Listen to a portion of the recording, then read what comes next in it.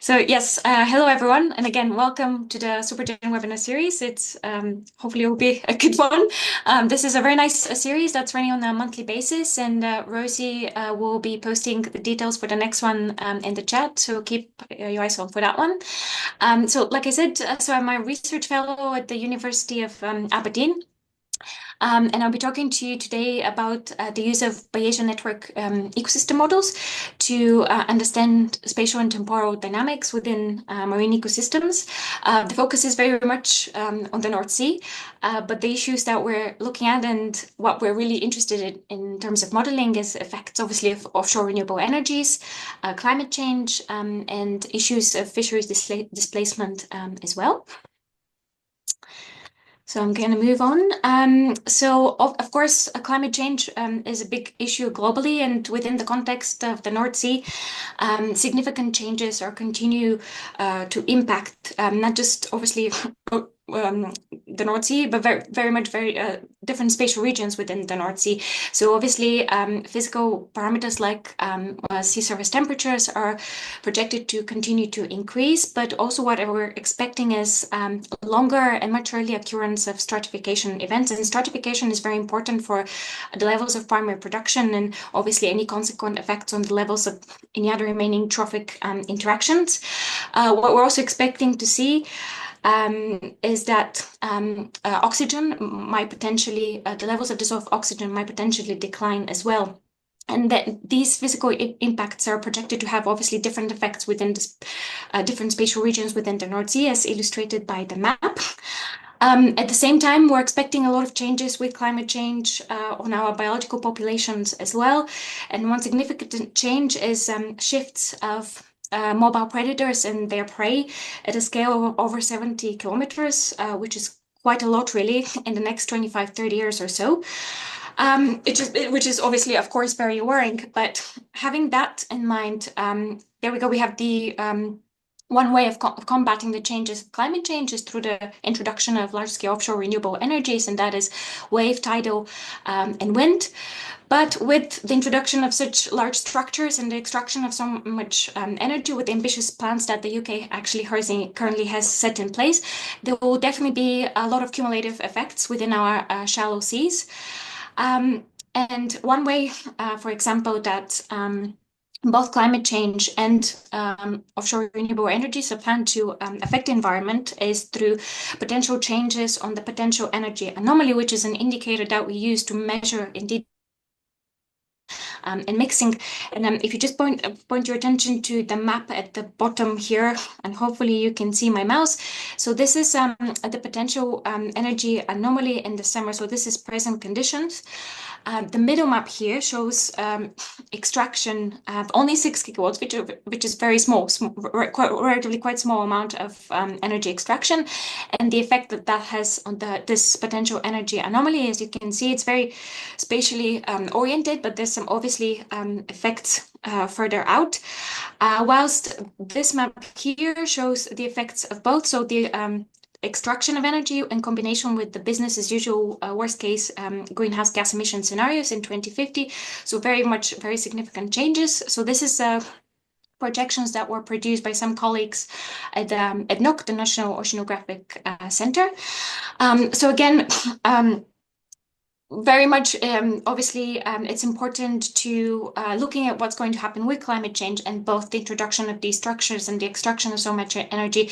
We really need to be able to come up with ways of assessing our ecosystems and really the cumulative effects within our systems and what is likely very much to change. So just continuing a little bit of context for the North Sea and how complex things are looking for this in the North Sea. So just keeping the same map on the left-hand side here, and the numbers which are real on the previous 50 gigawatts of wind by 2030, and a lot of that will actually be in Scottish waters. So the middle map shows our present locations of marine protected areas, and the UK has signed the agreement 30 by 30 protection, so to really protect 30% of its marine environment by 2030. And this very complicated, interesting map here on the right-hand side. So this is I've taken from the Spatial Squeeze report, which is looking at the effects on the fishing industry. And it's a sort of 2050 scenario, worst case scenarios, where we're looking at the compatibility between wind and the fishing industry. And that is looking at over 100 gigawatts of extraction of offshore wind, obviously based on planned areas, with the nature of conservation areas highlighted in green, obviously covering almost 50% of the UK EEZ. And what's really obviously astonishing here for this map is that the fishing, yes, will be very much influenced, and there'll be quite strong restrictions over where the fishing industry operate, with subsequent effects of fisheries displacement. And so that's a quite a shocking, really very interesting map here to have a look. And with that in mind, again, we talked about the physical effects that these structures will impact, and the potential consequences on different trophic levels that will definitely have. Obviously, when we think about changes to potential energy anomaly and the levels of primary productions, other trophic levels will potentially be impacted. And again, not just only with climate change renewables, but also the displacement of fishing and what effect might that have on the ecosystem. And again, the need to use these ecosystem modeling approaches. And again, specifically to highlight the North Sea, because it's such a complicated marine ecosystems, and stressors such as climate, fishing, and resource exploitation have been shown to actually modify the driving forces in the North Sea. In fact, the effects of fishing might have been exacerbated by climate warming and climate-induced changes in the levels of primary production, leading to impacts on demersal fish and seabirds as well, which this paper from 2017 is actually quite nicely demonstrated. And they used a sort of a top and bottom up approach, using more of a traditional statistic approach to look at the North Sea ecosystem. But again, with that, I wanted to highlight again that it is important to have ecosystem approaches that can obviously that we can use to understand what are the important biological and physical relationships, not only across the space, but also over time as well, because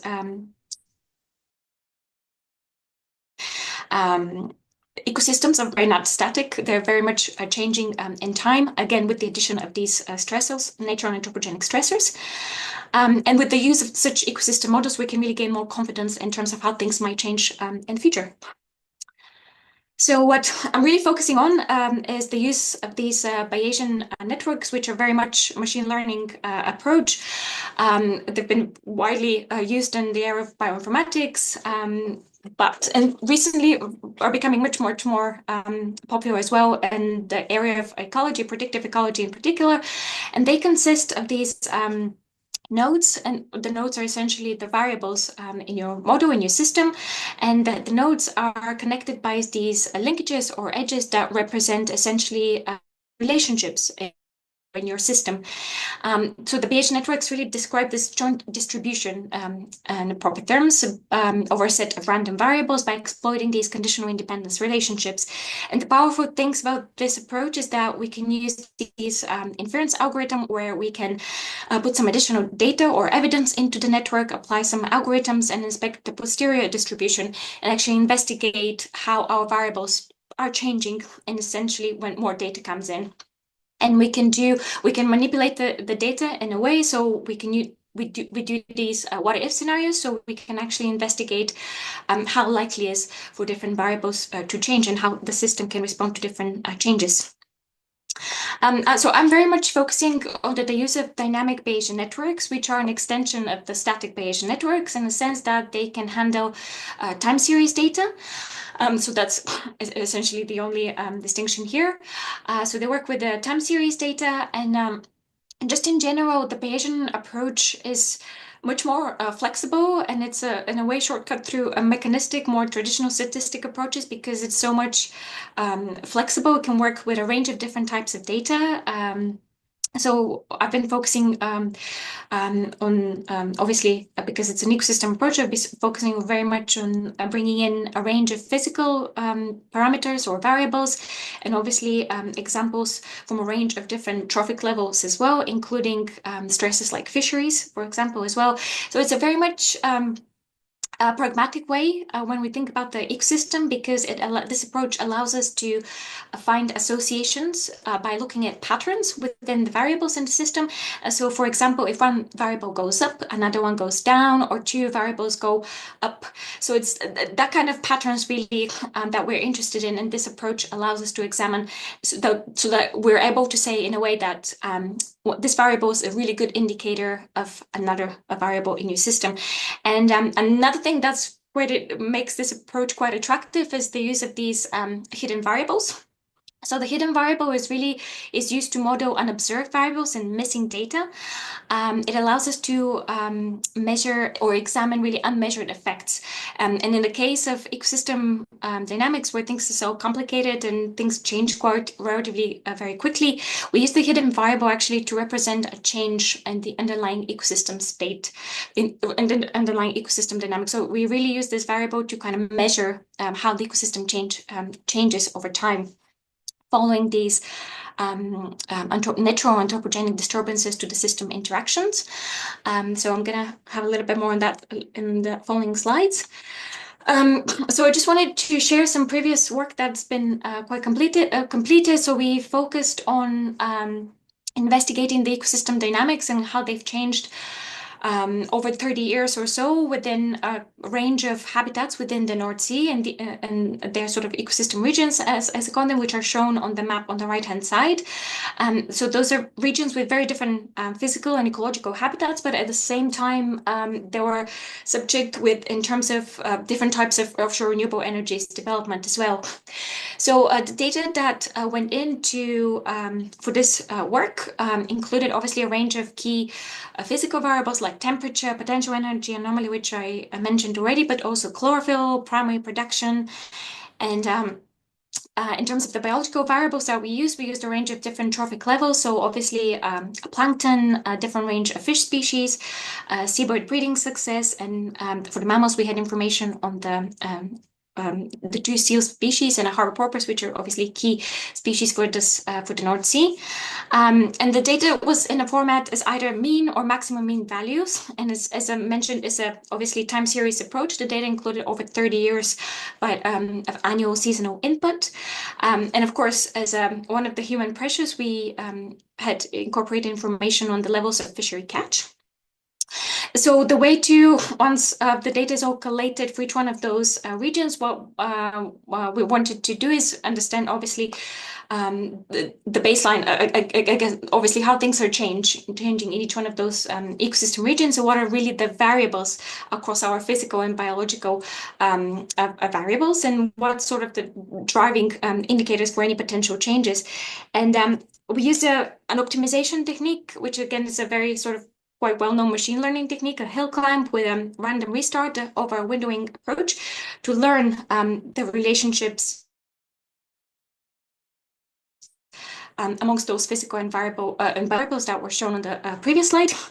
And just briefly a little bit about this technique is that the learned relationships represent dependence. They are predictive in an informative, not necessarily causal aspect. And this method allows us to identify similarity in the temporal trend of the paired variables. So again, if two variables increase or as one increases, the other variable increases or decreases over time.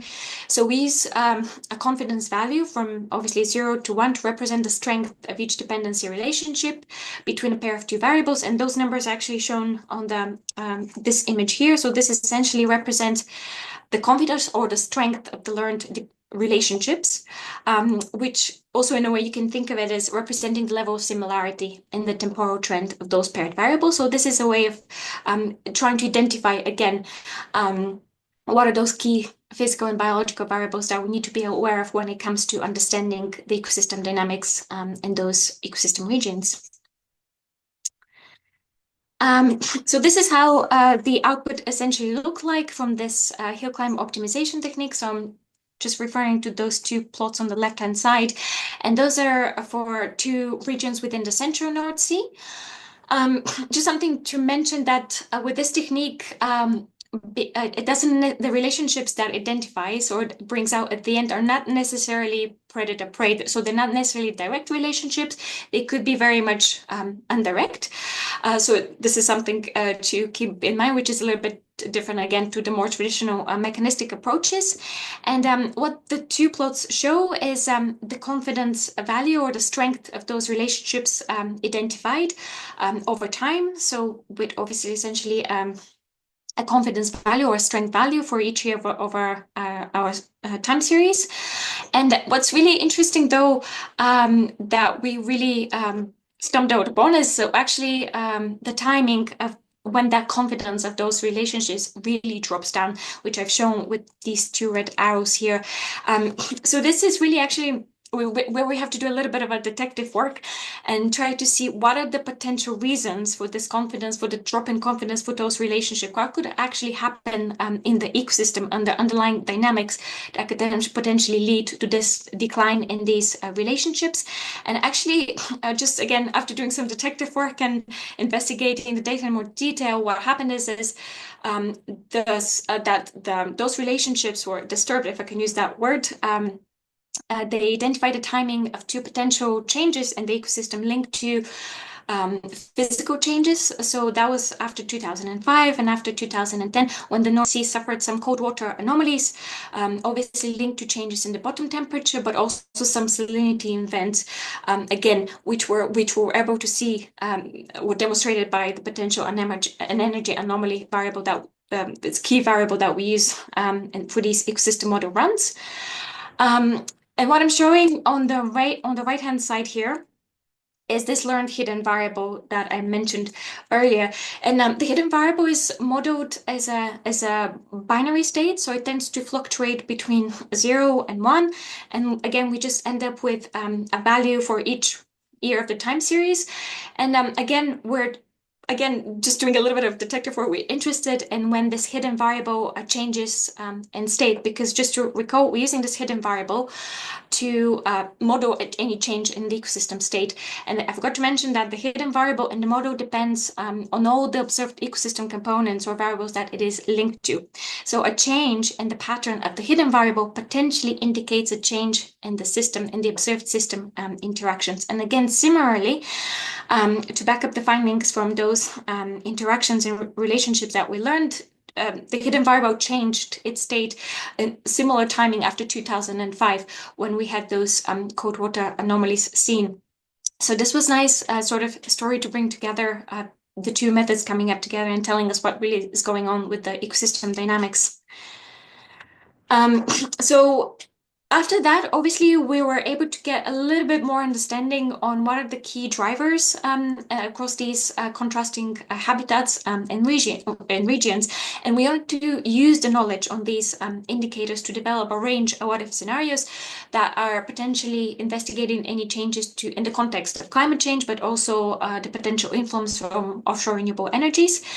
And with these what-if scenarios, again, we can just manipulate the data in a different ways to simulate in a way these changes, and we can have the response of the species or across a range again of trophic levels and how they respond to such changes by either increasing or declining in time. And that hopefully will get us a little bit more insight on what are the more sensitive and more resilient species, but also habitats as well for the North Sea in general. And I'm just going to illustrate some examples on that. So this is the top two here.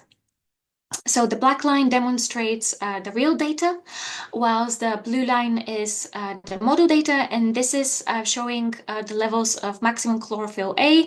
And again, I'm focusing on the two regions within the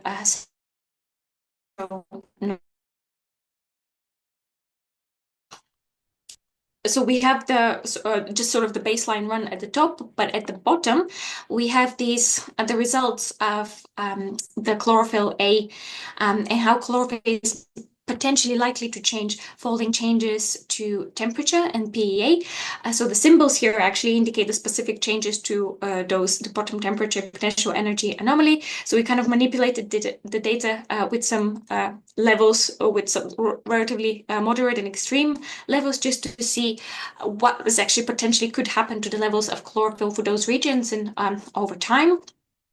And we're not obviously surprised that the levels of chlorophyll tend to declining compared to the baseline predictions following these changes to temperature and potential energy anomaly.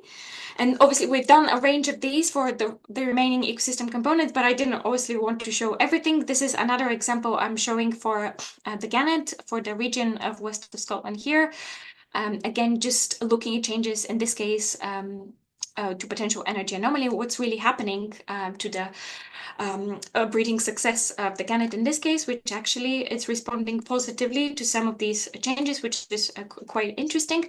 But I just kind of wanted to say that with this kind of work, with these kind of what if scenarios and running these ecosystem model runs, we can get some more insights on the again on not only the species but also the type of habitat that are much better indicators, and whether they're driven by bottom up, which bottom up I say changes to temperature or potential energy anomaly, or top down, which are driven by fisheries. So really we can get an idea of whether some species are more driven by top down or bottom down changes, because like I mentioned, we have the fisheries as a component in these ecosystem models, and some of the obviously the fish populations are very much driven by fisheries changes, which I didn't actually show here. But with this kind of work, again, with the ability to run these scenarios across a range of trophic levels, we can reduce uncertainties of direct and indirect effects on populations and really increase knowledge, which we can add to the traditional use of top predator population dynamics alone. With the insights of how specific species respond to such changes, we can get more information to be able to assess the cumulative effects through cumulative and impact assessments, and really be able to talk about marine spatial planning and what are the trade-offs and benefits when looking at a range of contrasting habitats, and so is their species as well. I think I'm doing okay for time. I'm slightly running over, but I'm almost finished. So keep up a little bit more. So this is actually my last slide. What I wanted to finish off here is the current work that, again, we're continuing to use this dynamic Bayesian ecosystem modeling approach. So this is through NERC-funded and Crown Estate EcoWind program. And our project is called Pelagio, that is looking at the effects of wind in particular. And it's using a combination of real data collection, numerous models, and ecosystem models as well. And it's quite exciting. So for this project, we've worked really closely with the fishing industry as well.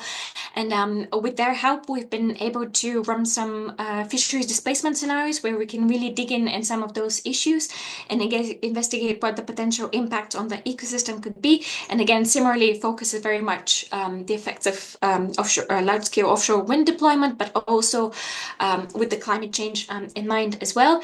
And so focus for this project is very much fourth, where we're looking at applying this methodology, but also just another thing to mention is that we're investigating the use of the ecosystem model outputs and linking that to changes to ecosystem services such as fisheries and net gain. And this is very important when we're talking about evidence-based to inform policy and management.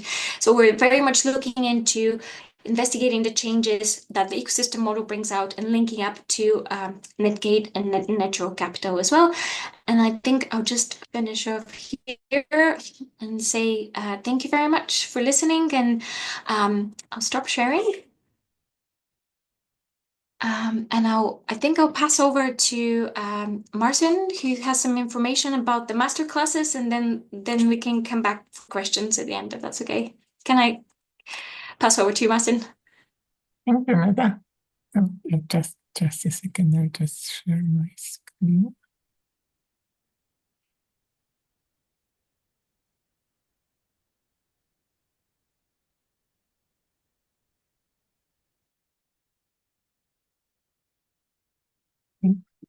Thank you very much, Nada. So I just wanted to bring to you apologies, I'm on the wrong slide.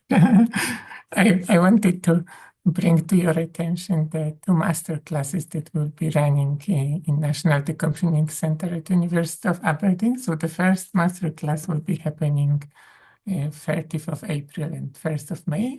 And this would be a master class on virtual prototyping of offshore renewable energy technologies. And in this master class, you will have a chance to use our marine simulator to basically explore virtual prototyping of a different type of systems, such as, for example, novel designs of floating wind turbines, load reduction devices as well as quick connection systems for mooring lines. And also within the master class, there'll be a series of basically lectures where we'll go over the use of the simulator that we've done in the past, but also you'll have a chance to design basically an operation yourself, and then we will test it together in the simulator. So you'll have a chance to see how it works. And in the second master class that will take place in September, the date is yet to be confirmed, but we'll be looking at optimizing array design for locations with respect to safety and collocation of fisheries and other environmental aspects. And within that masterclass also, we will use basically simulator to visualize the complexity of the wind farm itself and its collocation with, for example, existing offshore infrastructure. And we'll be looking at real world case studies. And for example, you'll have a chance to drive a fishing boat through the wind farm and see what happens, for example, if we have entanglement happening with the mooring lines, for example. So if you want to find more details, these are basically available on the Supergen website, and both master classes will be taking place in National Decommissioning Center in Newborough, which is just 10 minutes drive from Aberdeen. The costs for the industrial participants for 2 days is £1,000, and for ECRs, the participation is free. So I would encourage you to check the details on these master classes, but also the other upcoming master classes. And if you are interested, I would be happy if you join us in Aberdeen.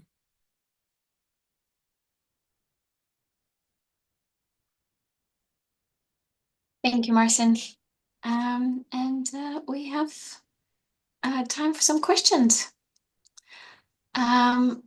Okay, I can see things coming in the chat, but of course there's option for people to come online and ask the question online as well. But otherwise, I can start in reading. Just give me 2 minutes.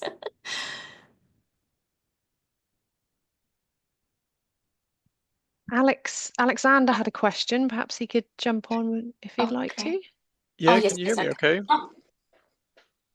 Hi there. Yes, we can hear you.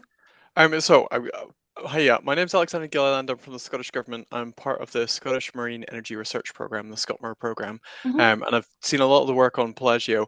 I have to admit, I'm not modelling expert, which is part of the reason for coming along today, in order to get a better understanding as to how do these actually work. So please, very much not an expert. How does the model actually physically work? Is it like an R package that compares these different data sets? And does it then look to identify patterns that might exist? And where maybe one rises, as you said, maybe one goes down. Does it look for these patterns? And how does that work? And how do you even develop such a model like that? Sure. Yeah. So just to start off with the package, so it's not R that I'm using. It's although the Bayesian, there are packages that are able to handle Bayesian learning in R. I'm just focusing on MATLAB just at the moment because the package that I'm using is just better developed for the dynamic Bayesian networks. But essentially, all the data that we're interested in, that starts from very much the physical indicators that I listed. So things like temperature, chlorophyll primary production, etc., all the way to eutrophic levels and fisheries. And fisheries, when I say fisheries, I'm using the levels of catch and landings actually currently for the in Pelagio. So when all the data is brought in, and yes, exactly, the algorithm, the hill climb optimization technique, is looking for patterns in the data over time. So yes, like if one goes up, another one could go down, or vice versa, or two variables go up or two variables go decrease. So essentially, the algorithm will find those dependencies across all the data, all the variables and the data. It will pair them. It will pair everything, but that confidence value that I was referring to, this is where I come in and obviously assess the strength, and I will define a threshold and obviously accept a number of relationships that are above that threshold. Is in the higher the confidence, obviously we have strong indication that indeed there is some type of dependency within those variables. And just to highlight again that the relationships are not necessarily direct. We're not looking for specifically strictly predator-prey. It could be very much indirect, but again, it's those patterns that we're really interested in, that the algorithm matches within the data. And after the collection of those really strong relationships where we really have our confidence that there is something going on there, we use those to build our essentially the Bayesian network. Where I showed those graphical representations with the nodes and the linkages. So essentially you have your temperature, the fish, plankton, etc. And the linkages will be essentially the relationships that were learned, and use that to assess how accurate. First of all, obviously we'll do a baseline run to see how accurate the predictions of the model would be using those relationships that the and after that, after assessing the accuracy of the model, we can run those what if scenarios. I hope that helps. Yes, that is fantastic. Thank you very much. And are they able to detect, for example, time delay relationships? If, for example, there was, yes, say, a very marine much heat so. wave and it took a while. Could you repeat that? Sorry, just in case I just lost you. Yeah, there for I was a just second. going to say, if my connection. Maybe I say there was a marine heat wave and there was a delay in the recruitment of sand eels, that might have a knock-on effect on seabird productivity in future years. You might not see it in the same year, but you may see a pattern in future years. Can it detect those kind of changes? Yes, very, very much. And this is where the hidden variable really is very useful and powerful in terms of detecting those things that are not necessarily measured in a way within your structure, within those relationships that you build. But also there's another way of bringing this autoregressive link when it comes to delays and autoregression, etc. But just saying that for marine heat waves and other extremes. So I do actually have a PhD student at the moment who's very much focusing on bringing in, how to bring in extreme events and other abnormalities into the dynamic Bayesian network ecosystem model. So he's very still in his first year, but that is very much focused on his PhD because it's such a key topic and such a challenging topic. So hopefully, yes, that will be very insightful soon in the next 2 years or so. Perfect. Thank you very much for your time. Thank you. Now, do we got another question from Katie Pearson NREL? So she sort of explained it, but she sort of said, is there any sort of disentangle the effects of fisheries versus offshore wind, would essentially be running the model with those two scenarios, then compare the output accounting for spatial displacement and the fisheries output? And I see there's a hand up from Medber. Probably if I got that wrong in terms of pronunciation, but we'll get to that question at the end if that's okay. Sure. Yeah, I can answer Katie's question. So yes, very much we're focusing running first the scenarios where we're looking at physical changes only. So physical changes that includes effects from climate change, but also the effects from wind. I'm talking wind because this is the ongoing work about Pelagio. And after that is when I additionally bring those scenarios in combination with the fisheries displacement. And the fisheries displacement scenarios include very much changes to the levels of catch and landings. And again, those were very much designed again, talking about Pelagio for the fourth area, those were very much designed with the help from the fishing industry. So we did a range of questionnaires. We did lots of workshops as well, just to be able to get their input, and what would be most, what are the challenges for them? What would be most helpful from them to see from these ecosystem modeling outlets? And we did a range of fisheries displacement scenarios, covering varying levels of catch and landings. So we started off, for example, with no landings at all from all types of gear, and then moved those to, let's say, just mobile gear excluded only from floating areas while static gear can operate. Hopefully this answered the question, I think. Yeah. But please do, Yep. if you have any comments, Katie. Oh, okay, great. Yep, thank you. And there was one from Diego about the impact of temporal and spatial resolution data used. Yeah, so it's just a very, very challenging question in this one, and partially we're trying to answer in Pelagio. The downside with the ecosystem modeling is just in general, when we're talking about ecosystem, is that we have to consider these relatively large spatial scales. However, in Pelagio, Pelagio is currently designed looking at the effects from wind and climate change on a range of spatial scales. So obviously starting with around the wind farm and then progressing to sort of regional, which is like 100 kilometers, to very, very much shelf-wide, which is like in the range of 1,000 kilometers.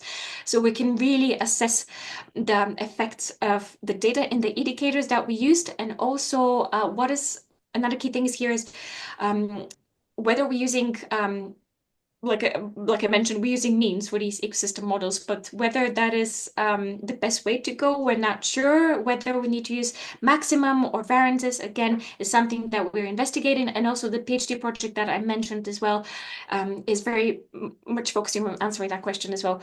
Because yes, it's very challenging because all the different data coming in for this ecosystem modeling work is just collected at different survey weight, different resolutions. So that is definitely a challenge. So we're approaching it different ways, I guess. Diego, sorry, this is the best answer I can have. Thanks, Nita. That's okay. It's good. Thanks. Thank you. Finally, Medba? Sorry, apologies if I got the wrong. It's Maeve, but Maeve, good sorry. effort. Brilliant presentation. Really curious about a couple of things. The first thing was the choices of fisheries and offshore wind, and no mention of aquaculture, particularly in that east coast area. And just in terms of fisheries displacement and spatial squeeze, I think you might be missing a trick there. So it was just more a comment than a question. And then my question was about trend-based indicators, and had you thought about different thresholds? Because looking at your, I think it was your 2022 paper with Beth Scott, there's a lot of kind of things that trend upwards and downwards at the same time. And change. And I kind of wonder, in terms of informing policy decisions using this Bayesian approach, if you had given any thought to the type of thresholds that would be required, and how you would kind of translate that to a very simple policy-based answer, because this is not a simple concept. So just curious about your thoughts there. Yeah, sure. Thank you. No, thank you. No, thank you. These are really good questions. I'll start off with the second one because, again, it's just very topical, I guess, at the moment with Pelagio, because one of the aims of Pelagio is very much providing evidence to inform policy and management, providing obviously tools that can help with that. And so with this, so we're lucky enough to have this. So last year in February, we had a workshop. I mean, it was primarily attended by the fishing industry, but also a government attended as well. So Marine Directorate, JNCC, etc. around the state, and we presented the outputs from the models with those changes over time, but they're not necessarily ideal. It is sometimes quite hard to get your hand around those. So we also show these with bar plots, just basically showing the the mean percent change essentially from each one of those ecosystem components in the model. And the idea with that is that we just wanted to get across that some species are much more sensitive than others, that some species are potentially more resilient. So it really is about getting across, again, what type of habitat and what type of species is more likely to change and how much is likely to change compared to others. And also so this is so I'm obviously referring to my variables as indicators. I think passing this information is very key as well, because again, very much focus has been on the sort of that iconic looking species like seabirds and mammals, etc. But it's very much the lower trophic levels, like the plankton, the primary producers, that are very likely to change as well. So passing that information and highlighting what are the key indicators and whether the changes are more bottom-up driven or top-down, that is temperature versus sort of fisheries, it's very key. And I know there's obviously this is sort of an ongoing work with these indicators to hopefully at the end of Pelagio, at the end of this EcoWind program, we can pass on some information on the key indicators that can be added to the good environmental status as well. I think that's everything I had to say for this question. Hopefully that answers. Apologies if I've missed anything. Thank you. No, that's really helpful. It's just, I think the fact that you mentioned MSFD and GES as two things, I know that's really a huge area where there's still so much work to be done in terms of these trend-based indicators. So really curious to follow your work and see how that develops. So thank you. Thank you. Yes. Yeah. And something yeah, else, the sorry, other apologies. Something else popped in my head. Yes, because it's Beth Scott, obviously the PI on Pelagio, and I think she's just obviously had a lot of conversation with the stakeholders. I think something else that's very key is so things currently I looked at the moment very much spatially. So obviously absorbing these GIS layers one at a time. But what we're hoping again with the use of these multiple drivers and the multiplicity of interactions, we can again people can think a little bit more. Not just look at obviously bringing this information of these drivers. Okay, people can have a look. Okay, this driver is important. This is other driver, and obviously we can put some numbers, obviously, on how strong and how important these drivers are. So hopefully that's another way of bringing this knowledge as well. And what was the first question? I'm so sorry again. It was just a comment on the spatial squeeze. So it was more just about adding additional inference on aquaculture in one of the areas on the west coast, because you've got that fishes displacement. So in terms of like your hidden variables and understanding some of the uncertainty in that area, it might be quite useful to work out where those farms are, because obviously there's going to be less balance potentially in those areas. Yes. And less area for fishers as well. So yeah, it was just a more comment than a question. No, very, very, yeah, absolutely super valid. Yes, thank you very much. Yes. The plan is again to, like I said, with Pelagio and EcoWind, the focus is very much first to fourth, but ideally we want to reproduce some of this work shelf-wide. So obviously going to west of Scotland, and yes, that will definitely be very key and for that region. Yeah, thank you.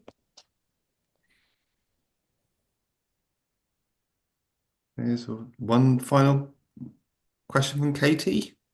Yeah, I can see it. Yes, that's really a good question. Thank you very much for that one as well. And yes, very much we're doing that as well, running the Bayesian models in parallel with some mechanistic approaches. So one of the other EcoWind projects, so I think it's run by Mike Heath's team and Strathclyde. I think it's Accelerate.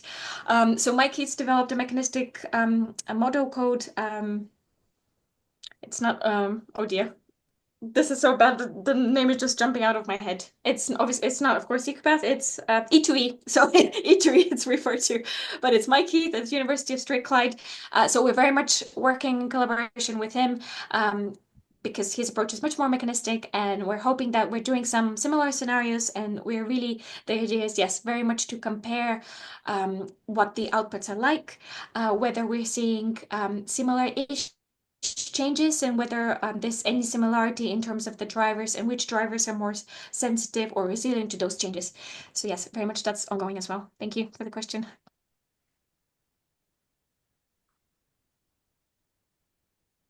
There you go. Thank you, Alexander.